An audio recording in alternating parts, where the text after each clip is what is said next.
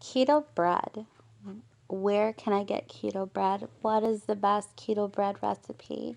I think everyone has asked themselves this exact question when they start off with keto. I've tried so many recipes, and this is the one that I like the best because it resembles bread the most. It actually resembles maybe like, I don't know, a Portuguese bread roll, just so that you can get a picture in your head. Obviously, it's not going to taste exactly the same. You're not using flour, etc., but I really like it. I'm going to show you how to make it for 6 portions, okay? We have a small family, so I don't like to double the recipe. We need 1/4 cups of almond flour.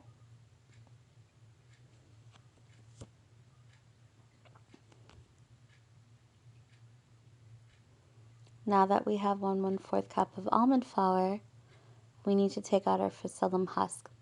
I've tried 2 different versions. One version was Now brand, and it made the inside purple. It didn't taste any different, and it doesn't taste different than the Yerba Prima, but I like this one better for some reason. So we need 5 tablespoons of this.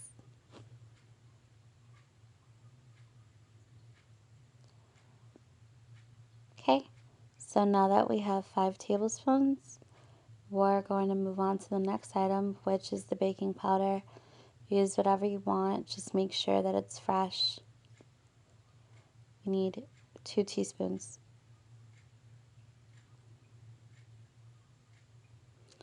We're going to add salt. You could use coarse salt, you can use table salt, you can use Himalayan salt. We need 1 teaspoon. Make sure that it's leveled. The worst thing you want is salty bread. After, we're going to add my secret weapon, Swerve Confectioner's sugar for no aftertaste. It kind of gives it like a honey wheat taste, I guess you would say. I know the original recipe from Diet Doctor doesn't do this, but I do because I like it so much better. And I know this Stair Lady on Instagram does it too, but she uses puree or pure. I'm not sure how to say it. I just don't like that sugar. I feel like it has an aftertaste, and this one doesn't. Just mix your dry ingredients, and then what we're gonna do is take our KitchenAid mixer. You don't need a mixer. You can use a hand mixer. You can use your hand.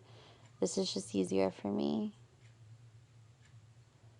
I use the hook, and it was kind of hard doing this because the mixer was reversed so that you guys could see it and I couldn't see it, so it was dropping a little bit. We have a cup of water, so we're supposed to add it slowly, let it incorporate.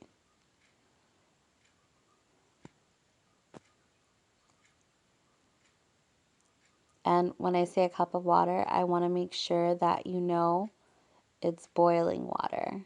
And I should have probably turned it off, but like I said, the machine was turned around, so that was kind of hard for me to do. Huh. All right, just added the rest. Turn it back on and let it mix. You don't have to mix it for long so it doesn't turn gummy. We're going to add 2 teaspoons of Bragg's cider vinegar. That's the brand I prefer to use. So 2 teaspoons of that.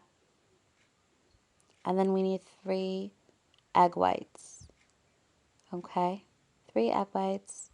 Should have probably done that before, but doing it now. Just separate them.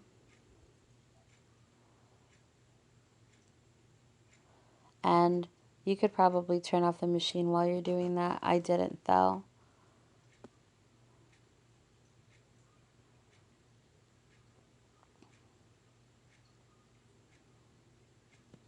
It broke.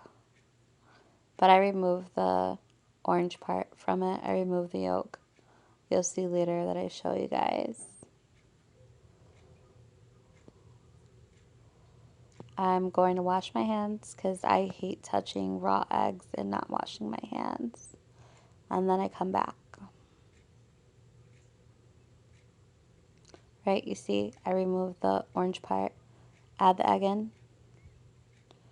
Just let it stir for a little bit. And then turn it higher so that it all incorporates, and then use spatula or whatever you want so that the sides can get incorporated as well so that there's no dry parts. Turn it off, and then you can lift it up out of your KitchenAid mixer, and then I also just stir it by hand for a little bit.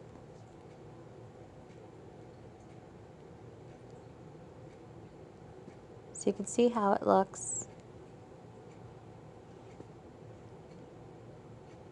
It may look a little wet, a little gummy, but it works. And with this type of mixture, if you leave it sitting for like 3, 4, or 5 minutes while you put parchment paper on the baking pan, it does get drier, just so you know. Alright, this is where we weigh our product. It should weigh about 86 grams, and you should get 6 rolls. I have just regular normal water for my hands. I have water so that I can maneuver and manipulate the dough, because it does get sticky if you don't put water in your hands. So just roll it, pat it just like normal dough, and then put it on your baking sheet. I like to squish it a little bit because I don't want like a ball, because it will come out like a ball if you don't squish it. I kind of want it for like sandwiches or for Mexican tortas or like bolillos. So that's pretty much what I use it for. I'm wetting my hands again for each and every ball of dough I make. And you can kind of see that I use the ball of my hand. And then we're just going to continue until you get 6 balls. And I'm measuring all of them to make sure that it's 86 grams.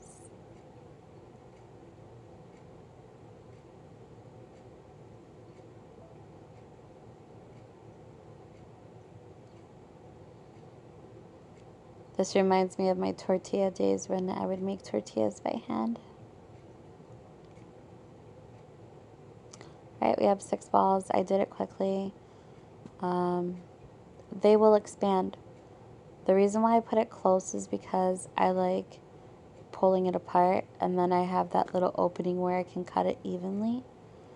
So that's why I do it, and then it just reminds me of like Mexican bread. So here you have it. We put it in the oven for 350 for exactly 60 minutes, and you take it out, and this is how my bread looks. Perfect if you cut it in the middle so that you can make sandwiches and Mexican tortas with steak or chicken and salsa.